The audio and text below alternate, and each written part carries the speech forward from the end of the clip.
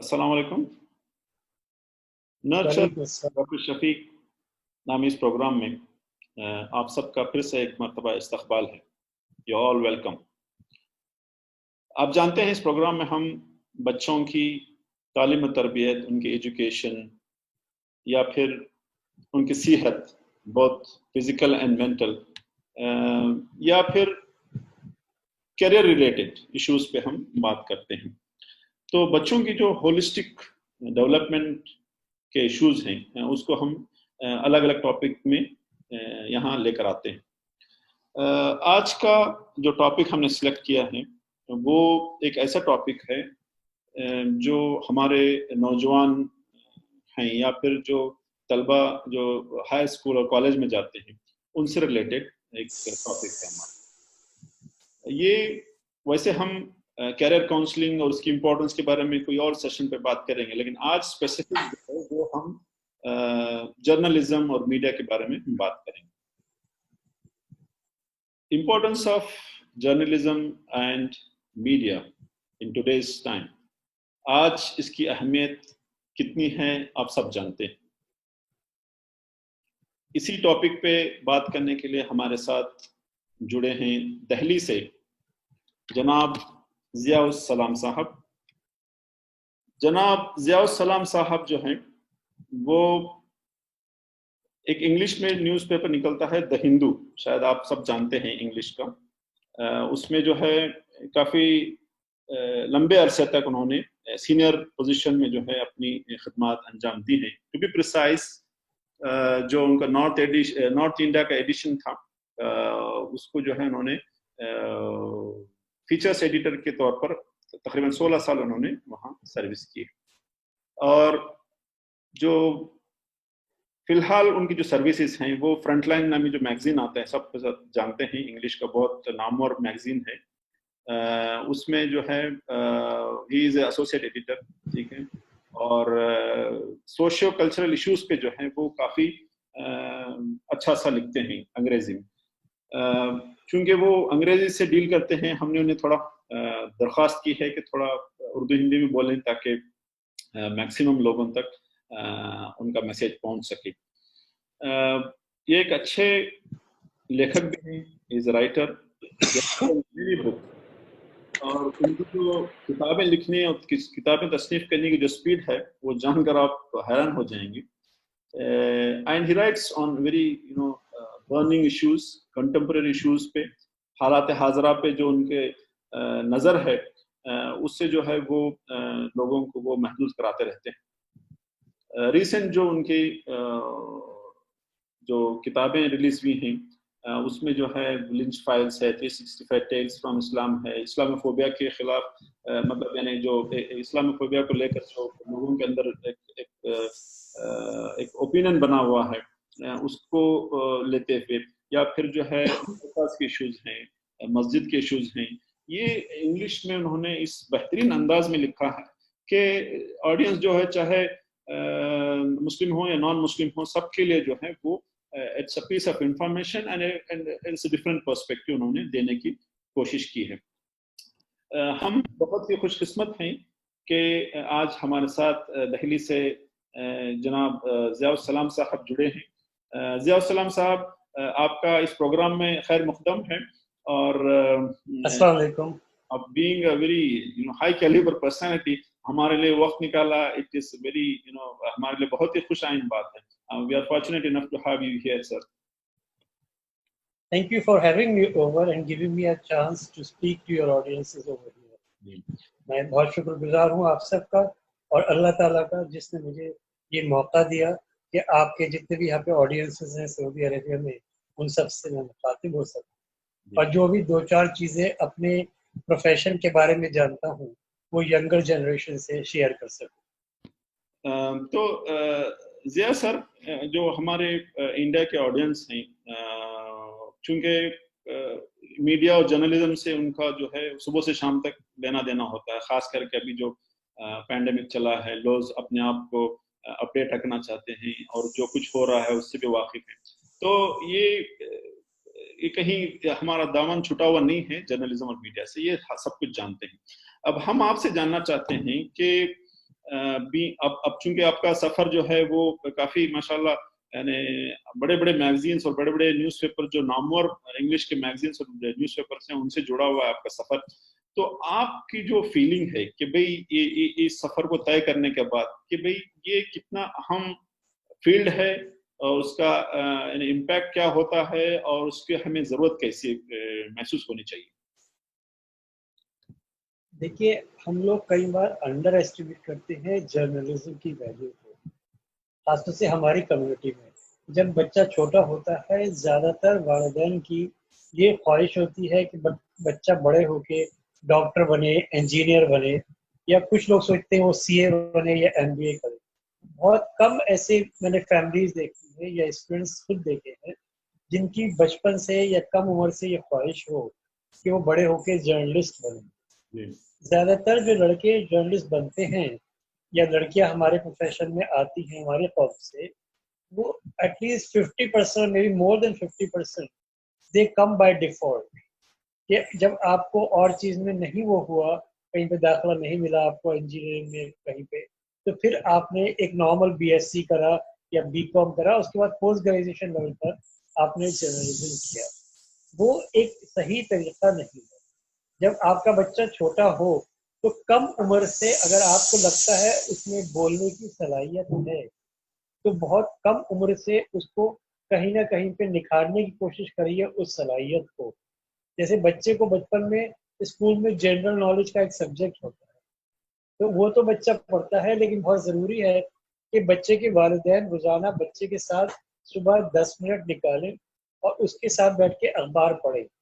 उसको अखबार की बचपन से ही हेडलाइंस पढ़ने की आदत डालिए, ताकि रफ्ता रफ्ता होके उसको जनरल नॉलेज का अलग से पढ़ने की ज़रूरत पेश नहीं आएगी। He would imbibe most of the things from the age of 6-7 years onwards. तो ये चीज़ बहुत ज़रूरी है। और जब बच्चा इस कंडीशन में आए 10th क्लास पास करने की कि अब आगे क्या करना है, तो by 10th class the child should know very clearly where is he headed, कि उसको कॉमर्स चाहिए कि साइंस चाहिए या ह्यूमैनिटीज चाहिए। और अगर ह्यूमैनिटीज में जाना चाहता है या इवन साइंस में भी, और वो जर्नलिस्ट बनना चाहता है, तो वालिदैन को मैं कहूँगा बच्चे को बिल्कुल एनकरेज करें, रोके नहीं। वो ये नहीं सोचे कि ये डॉक्टर बनेगा, ये इंजीनियर बनेगा, तभी करियर में सेटल होगा, तभी उसकी अच्छी तनख्वाह होगी, तभी उसका नाम होगा और आगे फ्यूचर सिक्योर होगा। बहुत ज़्यादा ज़रूरत है आज हमारे कौम को कि हमारे लड़के और हमारी लड़कियां टेलीविज़न पे नज़र आए, इलेक्ट्रॉनिक मीडिया में नज़र आए और अखबारात में उनकी बायलाइंस लोगों को नज़र आए। जब एक मुसलमान लड़के या लड़की की बायलाइन अपनी कौम के यंग लड़कों को नज़र आती है, तो उनके लिए वो एक इंस्पिरेशन होती है। जब एक 12, 14, 16 साल का लड़का फॉर एग्जाम्पल नाम अखबार में पढ़े मजहर खान या सैयद हसन रिजवी, तो उसमें एक फीलिंग आती है कि कल को मैं भी ऐसा कर सकता हूँ। ये आपको बहुत कम प्रोफेशन में इस तरीके का डायरेक्ट इंस्पिरेशन का मौका होता है, लेकिन अल्हम्दुलिल्लाह जर्नलिज्म ऐसी फील्ड है जहाँ पे आप एक भाई को या बहन को टीवी पे देखें या अखबार में लिखता हुआ देखें, तो ऑटोमेटिकली आपके लिए एक रोल मॉडल तैयार हो जाता है। लेकिन वो रोल मॉडल तैयार करने के लिए आपको बच्चे को शुरू से ही उस तरफ लगाना पड़ेगा। जब लड़का या लड़की आपका टीनेजर हो जाए, तो उसको कहिए मुख्तलिफ अखबारात में और मैगजीन्स में या आजकल जो पोर्टल्स होते हैं, ऑनलाइन पोर्टल्स, उसमें लिखना शुरू करें। शुरू में वो फुल फ्लेजेड फीचर्स या बड़े आर्टिकल्स जाहिर बात है नहीं कर सकता, बच्चा है, लेकिन जो फीचर्स उसमें आते हैं उस पर रिस्पॉन्ड करना शुरू करें। जो खुतूत होते थे पहले ज़माने में, लेटर्स टू द एडिटर, आज वो सीधे कमेंट्स के तौर पे आते हैं ऑनलाइन पोर्टल्स में। द वायर है, स्क्रोल है, क्विंट है, द प्रिंट है, इन सब में। तो बच्चा जो भी आर्टिकल वहाँ पे पढ़ता है उसके रिस्पॉन्स में अपने कमेंट्स डाले। वो छपना भी आसान है, और नहीं भी छपेगा तो बच्चे का अपना एक हाथ साफ होता रहेगा। और जैसे जैसे वो चीज़ें छपना शुरू होगी, बच्चे के अंदर एक कॉन्फिडेंस पैदा होगा। यकीन मानिए, पहली बार जब इंसान अपना नाम छपा हुआ देखता है तो बहुत खुशी होती है। मुझे आज भी याद है, मैं 7th क्लास में था, मेरे बचपन में एक मैगजीन निकला करता था स्पोर्ट्स वीक नाम से। तो मैंने स्पोर्ट्स वीक में एक इंडिया के क्रिकेटर थे करसन घावरी, उनके बारे में 5-7 लाइन लिखी थी और वो उन्होंने लेटर्स टू द एडिटर में छाप दी थी। तो उसकी खुशी मुझे आज तक महसूस होती है। वो मैगजीन मैंने कम से कम 20-25 साल अपने पास महफूज रखी थी। तो उसी तरीके से जब किसी भी यंगस्टर की पहली बार अखबार में बायलाइन आती है, खासतौर से फुल फ्लेज्ड आर्टिकल के तौर पे, तो वो बहुत इंपॉर्टेंस रखती है। लेकिन इस सब में वो चीज आने के लिए ग्रूमिंग बहुत जरूरी है। First and foremost you have to have grammatically correct English. अगर आप इंग्लिश मीडियम में जाना चाहते हैं, आप में चाहे लिखने का फ्लेयर नहीं हो, लेकिन आप ग्रामेटिकली करेक्ट चीज कह पाए। और जब पहला जो आपका स्टेज है आपने पार कर लिया कि आपकी अब ग्रामर सही है, अब उसके बाद आपका आता है नेक्स्ट स्टेज, अपना एक्सप्रेशन इंप्रूव करना। वो एक्सप्रेशन इंप्रूव करने के लिए it's a very simple methodology. Any youngster should begin by writing one long sentence and then start dividing it. कि अगर मैंने ये सेंटेंस 20 लफ्जों का लिखा था, इसमें 20 अल्फाज थे, तो इसमें मुझे 2 अल्फाज कम कर लेने चाहिए। यही बात 20 लफ्जों के बदले मुझे 18 लफ्जों में, 17 लफ्जों में कहने की आदत होनी चाहिए। अब उसके मैं आपको एक एग्जांपल देता हूँ। जैसे कई बार हम लोग अंग्रेजी में लिखते हैं, in order to reach there he took a car. अब इसमें इन ऑर्डर की जरूरत नहीं है। We can just say to reach there he took a car. अब इसका एक और बेहतर वर्जन है, he took a car to reach there. So you have to learn to save on words. क्योंकि अगर आप अखबार में लिख रहे हैं, खासतौर से अगर आप पॉलिटिकल स्टोरीज कर रहे हैं या लोकल सिटी रिपोर्टिंग कर रहे हैं, आपको एक स्टोरी के लिए 400-450 वर्ड से ज्यादा स्पेस नहीं मिलता। अब उन 400 वर्ड में आप कितनी अच्छी कहानी कह सकते हैं, उसमें पता चलता है कि आप कितने कामयाब हैं या नहीं कामयाब है। कुछ लोग उन 400 वर्ड में कुछ फालतू के लफ्ज इस्तेमाल करते हैं, तो उनकी कुछ ना कुछ बातें कट जाती हैं एडिटिंग के बाद। कुछ लोग अच्छे से लफ्जों से खेलते हैं, तो वो कामयाब हो जाते हैं। लेकिन खाली ये काफी नहीं है that you write grammatically correct English and you know how to edit your own copy. What is important is the person should be willing to do the hard yards. कई बार हम लोग देखते हैं ना अखबार में नाम छपा हुआ किसी का, या टीवी पे हम नामी ग्रामी जर्नलिस्ट को रोजाना देखते हैं, जैसे रवीश कुमार को आप देखें या बरखा दत्त को या अर्नब को, तो कई बार लगे सोचते हैं इट्स वेरी इजी, मैं भी टीवी में ऐसी एंटर कर सकता हूँ जॉब हासिल करके और प्रोग्राम एंकर करूंगा। लेकिन वो सब करने से पहले you have to know something about everything, whether it is politics और बिजनेस और लिटरेचर और स्पोर्ट्स, क्योंकि आपके शो में हर चीज के ऊपर कुछ ना कुछ बात होगी।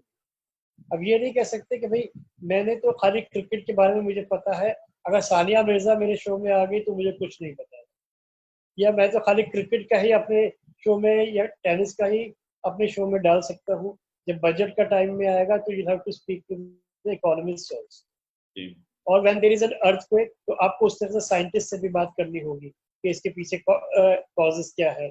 So you should know something about everything, even if you are not the master of anything. That is the first step. At the second stage, you should have that eye of an eagle. जब आपके सामने वाला आप उससे बात कर रहे हैं, तो आप सिर्फ उसकी बात नहीं सुनिए, आप उसकी बॉडी लैंग्वेज को ऑब्जर्व करिए। ये बच्चे खासतौर से यंग लड़के इस बात में कई बार इग्नोर कर जाते हैं कि सामने वाला जो बात क्या है उसको लिखना शुरू कर दिया प्रिंट मीडिया में जल्दी जल्दी अपने कलम से, या चीज रिकॉर्ड कर ली तो आप थोड़ा एब्सेंट माइंडेड हो गए। आपको सामने वाले की बॉडी लैंग्वेज जरूर ऑब्जर्व करनी है।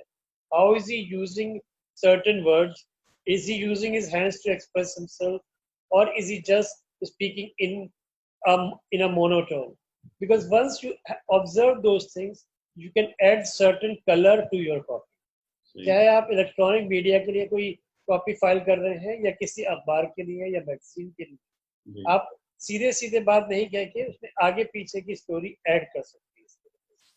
मैं आपको इसका एक बहुत छोटी सी एक मिसाल देता हूँ।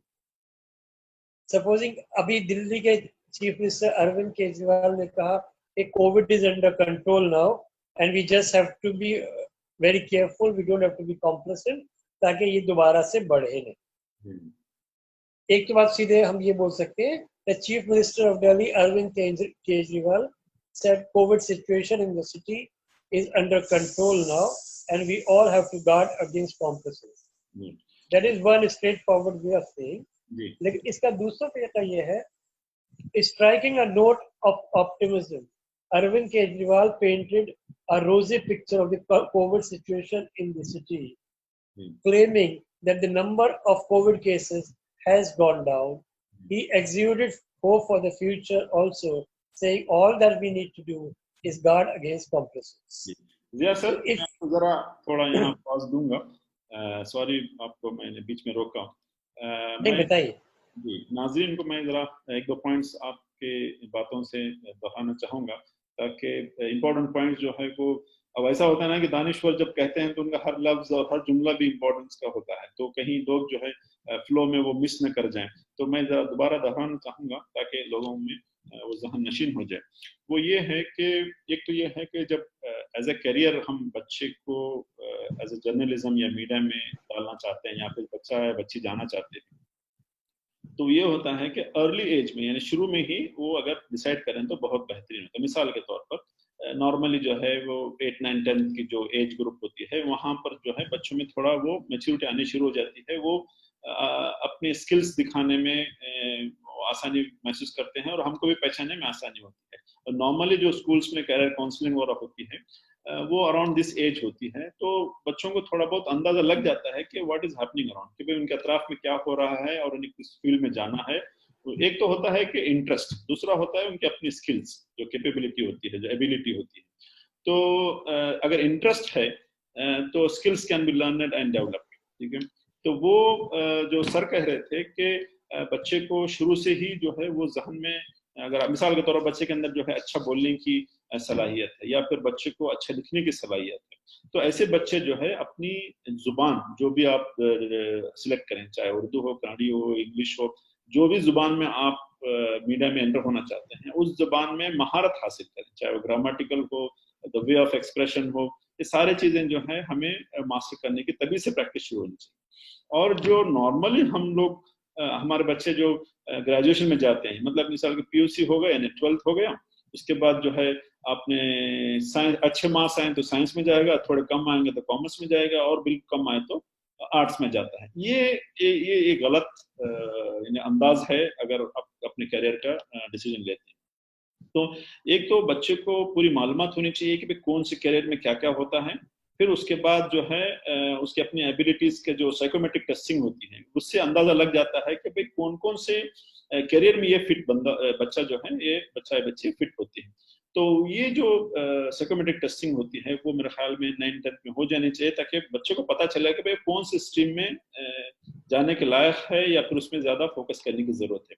और एक चीज जो यहाँ पर हमें ज्यादा सर से सीखने की है वो ये है कि जो आजकल जो मीडिया की इम्पोर्टेंस है सोसाइटी के अंदर, चाहे आप कौन सा भी स्ट्रीम ले लें मीडिया के अंदर, चाहे वो प्रिंट मीडिया हो, इलेक्ट्रॉनिक मीडिया हो, सोशल मीडिया हो, या फिर जो है सिर्फ लिखना हो, या फिर आपकी जो है फिजिकल अपीयरेंस हो, जैसा वीडियो है, ठीक है, ऑडियो है, इस तरह के जो भी आप सिलेक्ट करते हैं, तो उसको नजर में रखते हुए अपनी स्किल्स को डेवलप करना चाहिए, अपनी स्किल्स को अपग्रेड करना चाहिए। और एक चीज जो जिया सर बता रहे थे कि जब हम मीडिया के किसी मीडिया के पर्टिकुलर स्ट्रीम में दाखिला लेते हैं तो उसकी पूरी जनरल नॉलेज हमें होनी चाहिए। मिसाल के तौर पर सर बता रहे थे कि अगर स्पोर्ट्स आप एडिटर हैं या स्पोर्ट्स में आप जर्नलिज्म रिपोर्टर हैं, तो स्पोर्ट्स से रिलेटेड सारी चीजें जो है हमें पता होनी चाहिए। तो ये सारा डिसीजन लेने के लिए अगर बच्चा 9th और 10th से अपने आप को तैयार करना शुरू करता है क्योंकि मुझे कौन से स्ट्रीम में जाना है, तो वो अपनी जो ग्रेजुएशन है वो अकॉर्डिंगली सिलेक्ट करेगा या करेगी। मिसाल के तौर पर साइंस में जाना है, कॉमर्स में जाना है, आर्ट्स में जाना है, जो वो जब स्ट्रीम डिसाइड होता है तो उसका पूरा फोकस उसी में होता है, क्योंकि ग्रेजुएशन की जो 3-4 साल आप लगाएंगे उस दौरान भी जो है आपकी वो आगे आने वाला आपका जो जॉब रहेगा उसके बारे में आपको मालूमात इकट्ठे करने का टाइम रहेगा, अपनी स्किल्स डेवलप करने का टाइम रहेगा। तो जैसे ही आप ग्रेजुएशन करते हैं, फिर अगर आप पोस्ट ग्रेजुएशन में जाते हैं या फिर जॉब ओरिएंटेड कोर्सेज में जाते हैं, तो फिर आपको और ज्यादा वक्त मिलता है अपनी स्किल्स को अपग्रेड करने का और डेवलप करने का। इससे क्या होता है कि जो नॉर्मल जो प्रैक्टिस हम देखते हैं कि लोग ग्रेजुएशन के बाद उनको पता नहीं है कि क्या करना है, फिर वो they are looking for the jobs. हम अक्सर इंटरव्यूज में देखते हैं कि लड़का या लड़की जो है they have done BSc, they have done BCom and BA, they are looking for teachers job ना। उन्होंने पहले अपने आप के जहन में देखा है कि भाई मुझे टीचर बनना है या क्यों बनना है टीचर, या फिर जो है अपनी स्किल्स जो है वो है कि नहीं है कि अच्छे टीचर होने के लिए, या फिर ऐसा होता है कि they just waiting for some शादी होनी बाकी है, या फिर जो है कहीं और जॉब लग जाती है तो तब तक मैं टीचर बनती हूँ। ये जो आई थिंक गलत रुझान है उससे जो है सोसाइटी को काफी नुकसान होता है। एक तो एम्प्लॉयबिलिटी का मसला है, क्योंकि खास करके अभी जो कोरोना का मसला चल रहा है और बहुत सी चीजें जो है ऑनलाइन हो जाएंगी, बहुत से जॉब सेक्टर्स में जो है इसका इम्पैक्ट होगा। तो अपने आप को नेक्स्ट जनरेशन मतलब है कि पोस्ट कोरोना, उसके लिए अपने आप को एम्प्लॉयबल बनाने के लिए जो रिक्वायर्ड स्किल्स हैं वो मेरे ख्याल में इस वक्त को इस्तेमाल करते हुए अपने आप को अपग्रेड करना चाहिए। जो सर बता रहे थे कि जर्नलिज्म में आने के लिए कुछ बेसिक क्वालिटीज होनी चाहिए, फिर अपने आप को कैसे एक्सप्रेस करना है वो सर बता रहे थे। जिया सर, मैं आपसे और एक बात यहाँ पूछना चाहूंगा।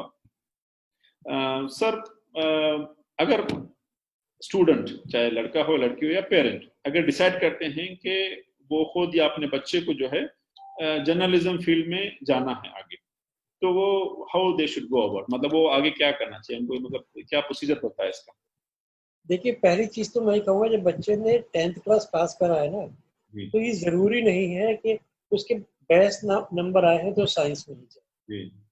अगर उसकी ख्वाहिश ह्यूमैनिटीज में जाने की है, he might be the topper of his class, but if he wants to go in for humanities, let him go।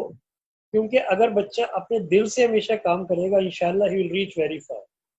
कोई चीज बच्चे पे थोपनी नहीं चाहिए कि वालिदैन अपने ख्वाब बच्चे के जरिए पूरे करने की कोशिश करते हैं, वो गलत है। तो बच्चे को अपनी जिंदगी के लिए आप गाइड जरूर बनिए, but let him chase his own dreams, but at the same time tell him that this is your life, you are responsible for your success, but you are also equally responsible for your failure। अब रही बात journalism की, तो मैं 12th के बाद लोगों को जर्नलिज्म ज्वाइन करने की आमतौर पे राय नहीं देता। मेरी राय में ये मुनासिब नहीं है कि लड़का या लड़की 12th के बाद सीधा कहीं से जर्नलिज्म का कोर्स ज्वाइन करे। जैसे हमारे यहाँ दिल्ली यूनिवर्सिटी में होता है बीए जर्नलिज्म, या अब और बहुत सारे प्राइवेट इंस्टीट्यूट वगैरह में, एमआईटी में या और जगह पे रहता है, तो मैं उसके हक में नहीं हूँ। उसके बदले बेहतर ये होगा कि वो लड़का प्रेफरेबली किसी भी ह्यूमैनिटीज में ग्रेजुएशन करे, ह्यूमैनिटीज के एक सब्जेक्ट।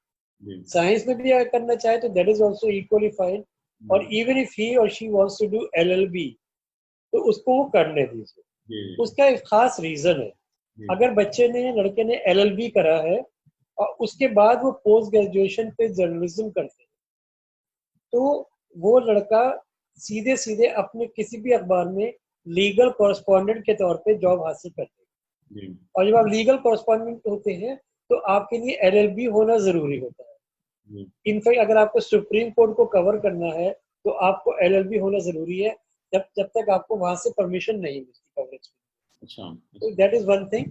उसी तरीके से अगर आपने इंग्लिश ऑनर्स करा है तो आपकी ऑटोमेटिकली जो इंग्लिश की ग्रूमिंग है वो बेहतर होगी in comparison to other students. या आपने किसी भी और ह्यूमैनिटीज के सब्जेक्ट में करा है, से फॉर एग्जांपल हिस्ट्री और पॉलिटिकल साइंस और इकोनॉमिक्स, और आप अच्छे स्टूडेंट हैं, तो अगर आपने इकोनॉमिक्स किया है तो आप पेपर में बिजनेस साइड पे अच्छा काम कर सकते हैं। जब बजट वगैरह आता है या फाइनेंशियल जर्नलिस्ट की जरूरत होती है उसको डायसेक्शन करने की बजट की, तो आप उसके लिए बहुत यूजफुल होंगे अपनी टीम के लिए। सेम जैसे आजकल हमारे यहाँ एक रिविजनिस्ट व्यू है हिस्ट्री का, बार बार हिस्ट्री का री इंटरप्रिटेशन हो रहा है, तो अगर आपकी हिस्ट्री में अच्छी पकड़ है तो आप आगे जाके अपने कहीं पर भी जर्नलिज्म में ज्यादा एक एवरेज जो जर्नलिस्ट है उससे आगे निकल जाएंगे। तो at the graduation level do not pursue journalism, but at the post graduation level you must। चाहे आपको इलेक्ट्रॉनिक मीडिया में जाना हो या प्रिंट मीडिया में जाना हो, मेरी एडवाइस यही रहेगी पेरेंट्स से कि बच्चों को पोस्ट ग्रेजुएशन लेवल पे आप जर्नलिज्म पे जाने के लिए करें। लेकिन इसका मतलब ये नहीं है वो ग्रेजुएशन के 3 साल जर्नलिज्म से बिल्कुल दूर रहे। वो लड़का या लड़की LLB कर रहा है सपोजिंग, या इंटरनेशनल रिलेशंस में ग्रेजुएशन कर रहा है, उसको कहिए उसी सब्जेक्ट पे अपनी फील्ड के मुताल्लिक चीजें अलग अलग अखबारों में, पोर्टल्स पे लिखता रहे। कुछ ना कुछ उसकी अपनी अंडरस्टैंडिंग बेहतर होगी, अपना हाथ साफ होगा, और हल्के हल्के लोग उसको जानने लगे। By the time he will get into post graduation, 3 साल में कहीं ना कहीं पर उसकी पकड़ अपनी हो जाएगी, और कुछ ना कुछ रीडरशिप उसकी अपनी हो जाएगी। हर जर्नलिस्ट के लिए ये जरूरी है कि उसकी अपनी आइडेंटिटी हो, अपने चैनल या अपने अखबार से बढ़कर उसके बाहर निकल जाए। आप जब बाहर निकलते हैं और आप किसी को कहते हैं मैं टाइम्स ऑफ इंडिया से हूँ या द हिंदू से हूँ, तो लोग आपको एक इज्जत से देखते हैं। या मैं आप इलेक्ट्रॉनिक मीडिया में कहें मैं NDTV से हूँ या मैं आज तक से हूँ, तो लोग आपकी बात को थोड़ा सीरियसली लेंगे। लेकिन आपकी आइडेंटिटी वो होनी चाहिए, जब आपको अपने चैनल या अखबार का नाम बताए बगैर लोग आपकी बात को ध्यान से सुने। उसके लिए आप जो 3 साल ग्रेजुएशन के हैं, उसमें अपने आप को बिजी रखिए क्लासरूम के बाहर। क्लासरूम में जो आप पढ़ते हैं वो अच्छी बात है, लेकिन क्लासरूम के बाहर सेमिनार्स वगैरह बच्चों को उसी फील्ड के अटेंड करने चाहिए, और उसी चीज की लगातार लिखते रहना चाहिए। चाहे आप छोटे से छोटे पोर्टल में लिखें या बड़े से बड़े अखबार में लिखें, कुछ ना कुछ आपको हर हफ्ते या हफ्ते में 2 बार आपका कहीं ना कहीं पे छपना चाहिए। By the time you are through with your post graduation in journalism or in mass communication, जैसे इंडिया में मैस कम्युनिकेशन के लिए ये जामिया का MCRC जो है सेंटर फॉर मैस कम्युनिकेशन, इसको बेस्ट माना जाता है हमारे देश में। या जर्नलिज्म के लिए अपने DU बहुत अच्छा है, या IIMC जवाहरलाल नेहरू यूनिवर्सिटी के साथ में जो है, या सिम्बायोसिस है, या उर्दू जर्नलिज्म के लिए मानू हैदराबाद में जो है। इन सब की अपनी अहमियत है। या कुछ प्राइवेट कॉलेजेस हैं, जैसे हिंदू का है अपने एशियन अकेडमी, उन सब की अपनी अहमियत है, अपनी रिस्पेक्ट है। लेकिन यंगस्टर को दिमाग में ये क्लियर होना चाहिए by the time he is enrolled in post graduation कि मुझे जर्नलिज्म में करना क्या है। मुझे एक रिपोर्टर बनना है, और रिपोर्टर बन के हल्के हल्के कॉरेस्पॉन्डेंट और फिर एडिटर के लेवल तक पहुंचना है, या मुझे डेस्क पे काम करना है। जनरली बाहर के लोगों को डेस्क का तस्वुर नहीं होता, लेकिन जो एडिटिंग करते हैं टीम की के रिपोर्टर्स की जो कॉपीज आती हैं, ऑफिस में बैठकर जो लोग उसको सही करते हैं, उनकी इंग्लिश को दुरुस्त करते हैं, उनके एक्सप्रेशन को दुरुस्त करते हैं, उनके फैक्ट्स को दुरुस्त करते हैं, उनकी बहुत ज्यादा अहमियत होती है। और जो पेज स्ट्रक्चर होता है उनका किसी भी कॉरेस्पॉन्डेंट से या रिपोर्टर से कम नहीं होता। उनको उसके साथ में उसमें फायदा ये होता है, जैसे अगर आप सब एडिटर हैं या आगे जाके कॉपी एडिटर, असिस्टेंट एडिटर वगैरह, आपके एक फिक्स्ड आवर्स रहते हैं।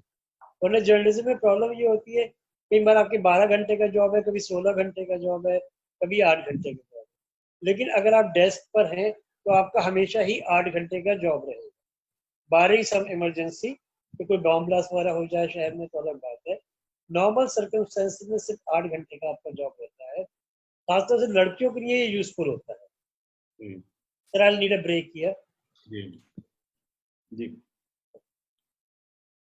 जैसे हमारी यंग लड़कियां होती हैं, तो फिर आगे आपको अपने मुस्तकबिल का ख्याल करना है कि कल को फैमिली भी होगी और सब डिमांड्स भी होंगी फैमिली की। तो अगर वो लड़कियां खासतौर से डेस्क जॉब पे जाएं तो बेहतर रहता है, provided they feel that they can do justice to editing etcetera and they are comfortable with the idea कि हमारा नाम अखबार में नहीं छपेगा या हम टीवी पे नजर नहीं आएंगे, लेकिन हमारा जो पे स्ट्रक्चर है, हमारी जो इज्जत है, वो सब औरों के बराबर रहेगी। हाँ, लेकिन शोहरत आपकी उतनी नहीं होगी जितना कि एक फील्ड पे जाने वाले आदमी की होती है। उसका एक सिंपल रीजन है कि अगर आप रोजाना टीवी पे नजर आते हैं या आपका नाम अखबार में छपता है रोजाना, तो आम रीडर या व्यूअर जो है वो आपसे एक अपना ताल्लुक बना लेता है। वो आपका नाम देखकर कोई आर्टिकल पढ़ना शुरू कर देता है, या आपका नाम देखकर कोई शो देखना शुरू कर देता है। लेकिन एडिटिंग में आप कितनी भी अच्छी एडिटिंग करें, आपका नाम व्यूअर तक नहीं पहुंचता। तो उसको ये पता नहीं होता इस कॉपी को या इस रिपोर्ट को किसने चमकाया। ये एक ड्रॉबैक रहता है डेस्क का, लेकिन फायदा ये है कि आपकी अपनी एक जाती जिंदगी हमेशा रहेगी। आप किसी भी चैनल में काम करें या अखबार में या मैगजीन में काम करें, जिया जो कि एक फील्ड के आदमी के साथ नहीं होता। जी जिया सर, जब मैं आप फील्ड जी एक बात यहाँ, मैं एक बात के लिए रोकना चाहूंगा। वो ये है कि एक तो होता है कि भाई पर्सनल एम्बिशंस, कि भाई मैं एक अच्छे इदारे के साथ जुड़ा रहूं या जुड़े रहूं, फिर उसके बाद जो है यू नो टीवी पे दिखूं या मेरा फोटो छपे या मेरा नाम हो। एक पर्सनल एस्पिरेशंस हो सकती हैं। साथ में ऐसा भी हो सकता है कि भाई मेरे जहन में या मेरे दिल में कुछ मैसेज है, या मैं इस मैसेज को लोगों तक पहुंचाना चाहता हूँ या चाहती हूँ, जिससे एक सोसाइटी में एक पॉजिटिव चेंज आ जाए, जिससे ग्रोथ का मामला हो, या लोग जो है ज्यादा प्रोडक्टिव हों, या फिर इस्लाह माशरे का काम हो। इस तरह का कुछ जहन में होता है। वहाँ ये जरूरी नहीं होता है कि भाई आपका वीडियो दिखे या पिक्चर दिखे या ये, लेकिन कुछ लोग होते हैं कि हाँ, हम अंदर से जो है वो इस चीज को मानते हैं कि भाई somehow I have to convey my message। तो उन लोगों के लिए भी मेरे ख्याल में ये फील्ड ओपन है। जी, आपने बिल्कुल दुरुस्त फरमाया। और साथ साथ अखबार में ये खासतौर से इलेक्ट्रॉनिक मीडिया में थोड़ा कम, लेकिन दोनों में ही अगर आप में लिखने की सलाहियत है तो आप फीचर सेक्शन में जाएं। मैं यंग लड़के लड़कियों से यही कहूँगा कि अगर आप में वाकई में लिखने की सलाहियत है, अच्छी अंग्रेजी जानते हैं या अच्छी हिंदी या उर्दू जानते हैं और आप बखूबी चीज़ों को कह सकते हैं, तो आप पहले दिन से लोकल रिपोर्टिंग टीम में नहीं जाके फीचर्स की टीम में बच्चे को जाने के लिए बोलिए। क्योंकि फीचर्स का वो होता है सेक्शन जो कि अखबार का मैगजीन सेक्शन होता है, जिसमें आपको all the good things of life के बारे में पढ़ने को मिलता है। नई किताबें, नई फिल्में, नए फूड फेस्टिवल, फैशन शोज, उसमें बच्चे को अपनी कलम का जौहर दिखाने का मौका मिलता है। इन कंपैरिजन कि अगर कोई भी लड़का या लड़की लोकल रिपोर्टिंग टीम में जाता है तो खाली जो शहर के हादसे होते हैं कि कहीं पे ट्रक उलट गया, कहीं पे 3 दिन से बिजली नहीं है, कहीं पे रोड बैठ गया, तो उस तरीके की चीजें लिखता है जिसमें कि कोई आपको लिखने की सलाहियत जिसमें काम नहीं आती। उसमें आपको स्ट्रेट फॉरवर्ड अपना खाली रिपोर्टिंग करनी होती है। लेकिन आगे जाके अगर आप में पॉलिटिकल अंडरस्टैंडिंग है तो आप फीचर से भी और लोकल रिपोर्टिंग से भी आगे आगे पॉलिटिकल कमेंटेटर या बिजनेस कमेंटेटर या कल्चरल कमेंटेटर अपने जो भी इदारा है उसके लिए बन सकते हैं। उसमें रुकावट नहीं है कि आप फीचर्स के हैं कि लोकल रिपोर्टिंग टीम के हैं। At the same time as a journalist ये ज़रूरी होता है कि हमारे कॉन्टेक्ट्स A1 होने चाहिए। जैसे अगर आप पॉलिटिक्स कवर करते हैं तो आपको पता होना चाहिए कि बीजेपी में आज नया क्या हो रहा है, या कांग्रेस में राजस्थान में अशोक गहलोत के साथ में कौन कौन से नेता है आजकल के टाइम के लिहाज से, मैं आपको एग्जाम्पल दे रहा हूँ, और कौन लोग असल में उसकी टीम में होकर भी उसके अपने नहीं है। तो ये बैकडोर की इंफॉर्मेशन आपके पास होना क्रूशल है। जितना आपका नेटवर्क स्ट्रॉन्ग है उतने ही मंझे हुए जर्नलिस्ट आप माने जाए। अगर आपको कि जर्नलिज्म सिर्फ प्रेस कॉन्फ्रेंसेस तक सीमित है तो आप एक एवरेज जर्नलिस्ट ही माने जाएंगे। और एक आम लड़का या लड़की जो प्रोफेशन में आता है उसको इस बात का ख्याल रखना पड़ेगा पहले दिन से, what does he want to do once he gets into journalism. आपने पोस्ट ग्रेजुएशन भी सपोजिंग लड़के ने कर लिया, हमारे यहाँ जामिया से कर लिया या दिल्ली यूनिवर्सिटी या बॉम्बे यूनिवर्सिटी से कर लिया, उसके बाद क्या? तो आप लड़के को पता होना चाहिए whether he would like to get into electronic media या प्रिंट मीडिया। अगर आप प्रिंट मीडिया में जाएंगे तो मुमकिन है आपका पे स्ट्रक्चर इलेक्ट्रॉनिक मीडिया से कम हो। कई बार ऐसा होता है प्रिंट मीडिया की तनख्वाह जो होती है इलेक्ट्रॉनिक मीडिया से कम रहती है, लेकिन आपकी जो पकड़ होती है चीज पे वो ज्यादा गहरी होती है और आपका जो प्रिंटेड वर्ड होता है वो ज्यादा टाइम तक लोगों के सामने रहता है। पहले तो 24 घंटे का लाइफ लाइन होता ही है अखबार का, लेकिन उसके बाद भी अब थैंक्स टू इंटरनेट ये सब चीजें जो भी कुछ आपने लिखा वो आगे आने वाली नस्लों के लिए महफूज हो जाता है इंटरनेट के जरिए। तो अगर आप सोचते हैं मैंने 2020 में कुछ लिखा तो 2040 में भी कोई उसी सब्जेक्ट पे कुछ रिसर्च करेगा तो आपकी कॉपी पढ़ सकता है। जी तो इसमें ये फायदा है, the son writes today, tomorrow when he is the father he can read himself, and then his children can read and their children can read what he would have written today. मैं यहाँ पर हमारे नाजरीन को शायद वो technical issue को जैसे शायद कुछ पार्ट मिस किए होंगे, तो मैं जो समराइज करना चाहता हूँ वो ये है कि एवरीथिंग जो है वो मतलब it's not green on the other side. मतलब जर्नलिज्म में सब कुछ जो है जैसा आप टीवी में देखते हैं सब बिल्कुल टिप टॉप सब रेडी हैं and you know everything looks very nice, ऐसा भी नहीं है। उसके पीछे काफी हार्ड वर्क होता है। कि मतलब आप रिपोर्टिंग करना हो तो आप सिर्फ ये नहीं कह सकते कि भाई मैं फलां फलां पॉश एरिया में ही जाऊंगा या जाऊंगी, तो खरियों में भी जाना पड़ता है, छोटे छोटे गलियों में भी जाना पड़ता है। जो है वो बारिश या यू नो गर्मी का मौसम हो, हर वक्त जो है हमें तैयार होके ये जाके रिपोर्टिंग करनी पड़ती है।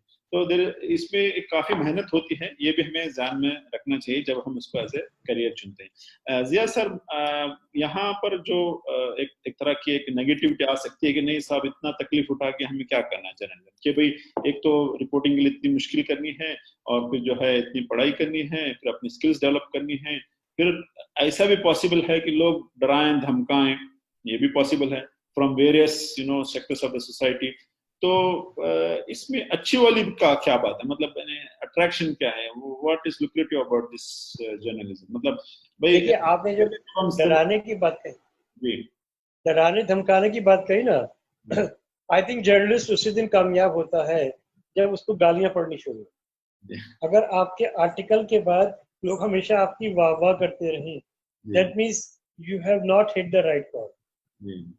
लोग आउट ऑफ पोलाइटनेस भी अच्छा कहते हैं या उनके अपना खुद का अवेयरनेस लेवल कम होता है, लेकिन जब लोग आपकी राइटिंग से या आपकी रिपोर्ट जो टीवी पे आ रही है उससे लोग अफेक्टेड होते हैं, और उस पे लोग कई बार आपको अफेक्टेड पार्टी के तौर पे आपको बुरा भला कहें, तो that means you have done the right thing. अब आपने कहा कि ये सब करने के बाद हमें हमें ऐसा क्यों करने की जरूरत है कि हम लोगों से गालियां भी सुने, मेहनत भी करें, स्किल डेवलपमेंट भी करें। मैं उसमें सिर्फ एक बात कहूंगा, it is only as a journalist that you can strive for truth in our society. चाहे आप एक दिल्ली में जो अभी ऑर्गेनाइज कम्युनल वायलेंस हुआ था फरवरी में, उसकी सच्चाई दर्शाने की कोशिश करें, या आप लद्दाख में जो हो रहा है उसकी सच्चाई दर्शाने की कोशिश करें, या जो कोविड के टाइम में माइग्रेंट लेबर का क्राइसिस है उसका ट्रुथ दर्शाने की कोशिश करें। ये सिर्फ एक जर्नलिस्ट कर सकता है। अगर आप सोचें कि माइग्रेंट लेबर का ट्रुथ एक पुलिस ऑफिसर दिखा सकता है, this is not possible. You have to be wedded to the idea of truth and you have to have your own integrity.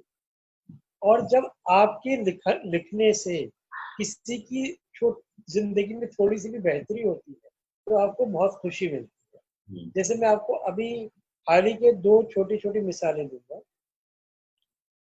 Delhi के नॉर्थ ईस्ट दिल्ली में जब ये वायलेंस हुआ है फरवरी का, तो उसमें एक बच्ची का घर बिल्कुल जल गया था और उसकी किताबें वगैरह सब जल गई, और जारी बात है जो कुछ ट्रॉमा बच्ची को फेस करना पड़ा है अपने वालिदैन के साथ, उसको आप लफ्जों में आसानी से बयान नहीं कर सकते। लेकिन जर्नलिस्ट ने जब उसके बारे में रिपोर्टिंग करी कि ऐसे ऐसे बच्ची का 3 दिन के बाद इम्तिहान है या 8 दिन के बाद इम्तिहान है और ये सब है, तो कहीं ना कहीं पे उस लड़की के पास इमदाद पहुंची इस रिपोर्ट के जरिए कि इस बच्ची के 8 दिन के बाद 12वीं क्लास का एग्जाम है और इसके सारे नोट्स जल गए, सारी बुक जल गई, अब इसको क्लास शायद साल ड्रॉप करना पड़ा। तो ऐसे में कुछ एनजीओ उस बच्ची से कांटेक्ट में आई, कुछ सरकार की तरफ से मदद पहुंची और बच्ची को 3 दिन के अंदर सारी किताबें सीबीएसई की 12th क्लास की मिल गई, और माशाल्लाह उस बच्ची ने 90+ स्कोर करा 12th क्लास में इस साल। तो एक ही कामयाबी है एज ए जर्नलिस्ट। सर आप जो कह रहे थे कि अगर आदमी यानी जो जर्नलिस्ट अच्छा जर्नलिस्ट होता है, वैल्यू बेस्ड जर्नलिज्म करता है, तो उससे जो है एक समाज के अंदर जो बदलाव आना है वो बदलाव लाने में भी वो कामगार हो सकता है, या फिर बहुत कामयाबी मिलती है, जरूरतमंद होते हैं। अभी आपने देखा होगा बरखा दत्त का एक शो, जी जिसमें उन्होंने एक 70-75 साल की बुजुर्ग महिला की स्टोरी डाली थी, जिनको बेटे ने बंबई में घर से निकाल दिया था और वो रेलवे स्टेशन पे रह रही थी कि कब ट्रेन आएगी दिल्ली की, 2 दिन 4 दिन 5 दिन में, तब मैं अपने दूसरे बेटे के पास दिल्ली पहुंचूं। उनके पास खाने को कुछ नहीं था, ट्रेन के टिकट के लिए पैसे नहीं थे, लेकिन जब वो रिपोर्ट उनकी आई मोजो उनके अपने ही चैनल पर, तो अल्हम्दुलिल्लाह उन साहिबा के लिए बहुत मदद जगह जगह से आई, एनजीओज भी आई, दिल्ली की सरकार ने भी उनको रिहेबिलिटेट करने की कोशिश की। तो this is a positive change which can come about only when somebody works as an honest journalist. Otherwise, खाली आप सोचिए कि you cannot bring about that change at the ground level if you are in any other profession, be it a lawyer or a police officer or into administrative service or wherever. I'm not belittling other services, लेकिन जो daily basis पे change है, बेहतरी है, वो एक honest journalist के जरिए ही आता जी। सर, जो ऑलरेडी प्रिंट मीडिया में जो जर्नलिस्ट थे तो जो ऑलरेडी जो प्रिंट मीडिया में हैं, जब इलेक्ट्रॉनिक मीडिया आने के बाद, खास करके सोशल मीडिया आने के बाद, उनके अंदर एक इन्फीरियरिटी कॉम्प्लेक्स हो सकता है कि भाई अरे हम तो जमाने के नहीं रहे जो अब जमाना है।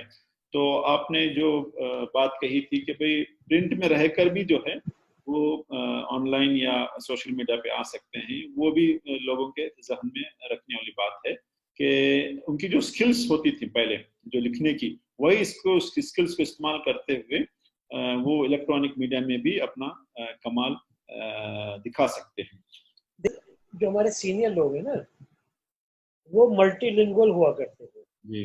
जैसे आप अंग्रेजी अखबार में हैं, लेकिन आपकी उर्दू बहुत अच्छी है या आपकी हिंदी अच्छी है, तो आजकल तो ऐसे लोगों के लिए और ज्यादा जरूरत है, हमारे माशरे में नहीं, हमारे प्रोफेशन में। जैसे आप एक सीनियर पत्रकार हैं किसी भी अखबार से जुड़े हुए, लेकिन आप इंग्लिश में बहुत अच्छा लिखते हैं, लेकिन आपकी स्पोकन उर्दू या स्पोकन हिंदी अच्छी है, तो आप अपने अखबार के लिए छोटा सा वीडियो बना सकते हैं उसी इवेंट को जिसको आपने कवर किया। इंग्लिश में आप लिखेंगे, लेकिन आप उसको हिंदी में उसका वीडियो बना सकते हैं, एक उर्दू में वीडियो बना सकते हैं, क्योंकि ऑनलाइन रीडर से शेयर किया जाता है। या आप हिंदी के पत्रकार हैं, आपकी इंग्लिश भी सही है, तो आप इंग्लिश में एक वीडियो बना लीजिए, so that your readership or viewers are not limited to one language. You can be a multilingual journalist with ease. जी सर, आपसे बात करना तो मतलब ऐसा है कि भाई समुंदर में गोता लगाना है, आपसे जो है वो इन्फॉर्मेशन आती ही रहेगी, लेकिन चूंकि आपका वक्त का मसला है, तो मैं एक एज ए समरी एक निचोड़ जो लोगों को बताना चाहूँगा, शेयर करना चाहूँगा, वो ये है कि जर्नलिज्म और मीडिया जो है ज़माने में भी एक बहुत ही इम्पोर्टेंट और अहम फील्ड है, और जो है इसमें अगर हम अपने बच्चों को डालना चाहते हैं या कोई बच्चा 25 में जाना चाहता है, तो 9-10 से अपना साइकोमेट्रिक कर ले और जो है अपनी स्किल्स डेवलप करना शुरू करे। किसी के अच्छे बोलने की स्किल मतलब ये है, मतलब यानी सलाहियत है, तो उसको जो है और ज्यादा उसमें निखार लाने की कोशिश करनी चाहिए। जहाँ तक हार्ड वर्क की बात है, वो मेरे ख्याल में हर प्रोफेशन में होती है, इससे कोई डिस्करेज होने की जरूरत नहीं है। जितना हम हार्ड वर्क करेंगे उतना ही उसमें निखार आएगा, क्योंकि हजारों पत्रकार होंगे लेकिन कुछ को ही हम जानते हैं, कुछ के ही नाम जानते हैं, तो इसीलिए एक्सीलेंसी जो आनी है वो हार्ड वर्क से आती है। तो आप जिस फील्ड में जितना मेहनत करेंगे उतना ही आपका नाम होगा। और जो चीज है कि भाई ये मीडिया जो है वो टूल्स होते हैं, मिसाल के तौर पर आपका मोबाइल है या टीवी है या प्रिंट मीडिया, जो ये दिस कैन बी टूल्स, लेकिन सोच जो है वो अपने जहन से निकलती है। तो अपने जहन को उस हिसाब से बनाना, यानी जहन साजी जिसको हम कहेंगे, वो भी जरूरी है। पेरेंट जो है अपने बच्चों को हालात हाजरा पे डिस्कशन लाके उसके पॉजिटिव एस्पेक्ट दिखाने चाहिए, सोसाइटी में कैसे बदलाव लाया जा सकता है वो उसके बारे में बात की जा सकती है। या फिर अगर समझो आप कुछ सेहत के बारे में लिखना चाहते हैं तो उसके बारे में लिखा जा सकता है। स्पोर्ट्स, जैसा सर कह रहे थे कि भाई स्पोर्ट्स के भी एक स्ट्रीम होता है, तो जो भी आप स्ट्रीम सिलेक्ट करते हैं उसकी जनरल नॉलेज ज्यादा से ज्यादा